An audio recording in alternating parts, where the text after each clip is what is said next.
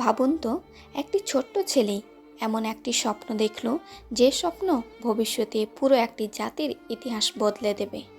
সে দেখল 11টি তারা, সূর্য এবং চাঁদ তাকে সেজদা করছে। এই স্বপ্নই তার জীবনে নিয়ে আসে বিশ্বাসঘাতকতা, অন্ধকার কুয়া এবং বহু বছরের বিচ্ছেদ।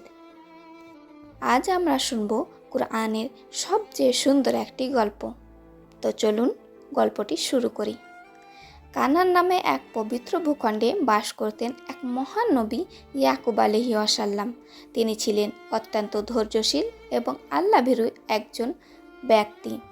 তার ছিল অনেক সন্তান, কিন্তু তাদের মধ্যে সবচেয়ে ছোট এবং প্রিয় ছিল ইউসুফ। ইউসুফ ছিল অদ্ভুত সুন্দর। তার চরিত্র ছিল নম্র, ভদ্র এবং নিষ্পাপ। ছোট্ট ইউসুফ এক রাতে তার বাবার কাছে এসে বলল, আব্বা, আমি একটি অদ্ভুত স্বপ্ন দেখেছি। আমি দেখলাম 11টি তারা, সূর্য এবং চাঁদ আমাকে সেজদা করছে। এই কথা শুনে ইয়াকুব আলাইহিস সালাম বুঝলেন, এই স্বপ্নের মধ্যে রয়েছে আল্লাহর বিশেষ রহস্য। তিনি ইউসুফকে বললেন, বাবা, এই স্বপ্নের কথা তুমি তোমার ভাইদের বলো না, কারণ তারা হয়তো এই কথা শুনে তোমার বিরুদ্ধে ষড়যন্ত্র করতে পারে এবং তুমি বিপদে পড়তে পারো। এরপর থেকে ইয়াকুব আলাইহিস সালাম ইউসুফকে চোখে চোখে রাখতে শুরু করলেন। কিন্তু বড় ভাইরা মনে করত তাদের বাবা ইউসুফকে বেশি ভালোবাসেন। এই হিংসা ধীরে ধীরে তাদের হৃদয়ে অন্ধকার করে ফেলে।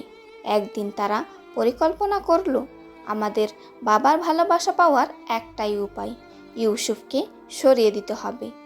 তারা বাবার কাছে এসে বলল, আব্বা, ইউসুফকে আমাদের সাথে খেলতে যেতে দিন। প্রথমে ইয়াকুব আলাইহিস সালাম রাজি হচ্ছিলেন না। তার মন বলছিল কিছু একটা ভুল হবে, কিন্তু শেষ পর্যন্ত ছেলেদের জোরাজোরিতে তিনি রাজি হন। ভাইরা ইউসুফকে নিয়ে দূরের এক মাঠে চলে গেল। তারপর খেলার ছলে তারা ইউসুফকে একটি কুয়ার কাছে নিয়ে গেল এবং ধাক্কা দিয়ে তাকে কুয়ার ভিতরে ফেলে দিল। তারপর তারা বাড়ি ফিরে এসে মিথ্যা গল্প বানালো। তারা বলল, একটি নেকড়ে ইউসুফকে খেয়ে ফেলেছে। কিন্তু ইয়াকুব আলাইহিস সালাম বুঝতে পারলেন এটা সত্য নয়। তিনি তাদের কিছুই বললেন না, শুধু একটা কথাই বললেন, আমি ধৈর্য ধরব আর আল্লাহর কাছে সাহায্য চাইব। এদিকে অন্ধকার কুয়ার ভিতরে পড়ে ছোট্ট ইউসুফ ভয়ে কাঁপতে থাকে। অন্ধকার কুয়ার ভিতরে একা পড়ে থাকা ইউসুফ। তারপর কি হলো? কে তাকে উদ্ধার করলো? আর কেন তাকে দূরের দেশে দাস হিসাবে বিক্রি করা হলো? এই অবিশ্বাস্য ঘটনা জানবো পরবর্তী পর্ব যদি জানতে ইচ্ছুক হন, তাহলে অবশ্যই জানাবেন এবং এই পর্বটি কেমন লাগলো জানাবেন এবং ভালো লাগলে একটি লাইক দিয়ে চ্যানেলটি সাবস্ক্রাইব করবেন। দেখা হচ্ছে পরবর্তী পর্ব।